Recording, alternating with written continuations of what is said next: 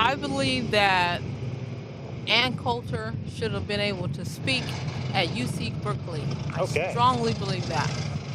And anyone else for that matter Hmm. who gets invited. Okay. I think they should be able to speak without interruption. Gotcha. So Ann Coulter, just to recap, in case people don't know, she was invited to Berkeley. She was invited to UC Berkeley. Berkeley. And honestly, I don't even know who the woman is. I don't know what she stands for. I don't know what her politics are.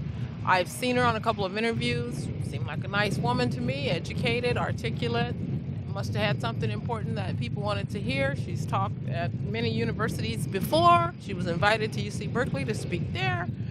And all hell broke loose on the campus. And the same thing had happened about a month before. Another gentleman had been invited to speak there. And he had some, I guess, unpopular beliefs or whatever. And they had a riot. They actually had a riot. Yeah. And some of the demonstrators dressed in black. They covered their faces and they did some damage. I think about $100,000 worth of damage to. Yeah, I think they call themselves Antifa, like anti-fascists. Yeah, or people in black. Yeah, something like that. Anti-fascist. Yeah. And I've heard that word thrown around a lot, and I'm not even sure what it means, but yeah, it seems like they're using kind of fascist techniques or like ways to silence people. Yeah, it looks like they're doing what they're saying they're against. Yeah. It to me. But the thing that was really interesting about that for me, when I saw the news clips and everything about the people dressed in the ninja and hiding themselves, it reminded me of the KKK. Only they were wearing black instead of white. Wow, yeah. It's exactly the same thing.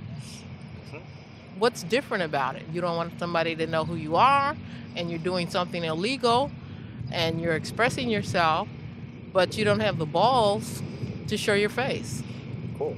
So maybe we could talk about this belief that people have the right to say whatever they want, think whatever they want, as long as they, don't incite violence or something like that. Exactly. I mean, you don't cover your face and dress in white and lynch people because you don't believe that they have rights, and you don't dress in black and cover your face and destroy property because you don't believe people have rights. It's not that different. And we're the ones that are fascists? We're the ones that are wrong? Really? You remind me of a real mean group from back in the day that weren't very kind or loving or respectful. So I don't know what you're fighting for, but the technique is, I think, a little outrageous and upsetting. Okay, so maybe we can explore this a little more deeper. Like, what is the main reason why you believe this is good or valuable or true? What the question is, why I believe what? That people should have the right to whatever they want to say. Like, why do you believe that's true? I think it's a First Amendment right, which says that we have the right to free speech, free religion, as long as we're not hurting anyone. We are able to, I see people on the corner with their megaphones and microphones and PA systems saying, come to Jesus, Jesus loves you. And they got their Bible and they're preaching on the corner or whatever people are doing.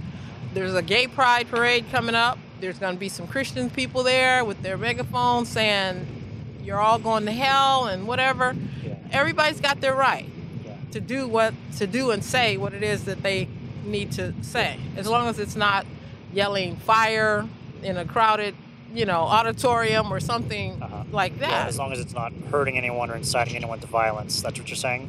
Exactly. I couldn't have said it better. I think what they think is they're saying like their words are a type of violence. It's actually hurting some people to letting people let them speak. Letting them speak, and like I think they would say these people are like their words are harmful. Yeah, their words are harmful. They're not. They're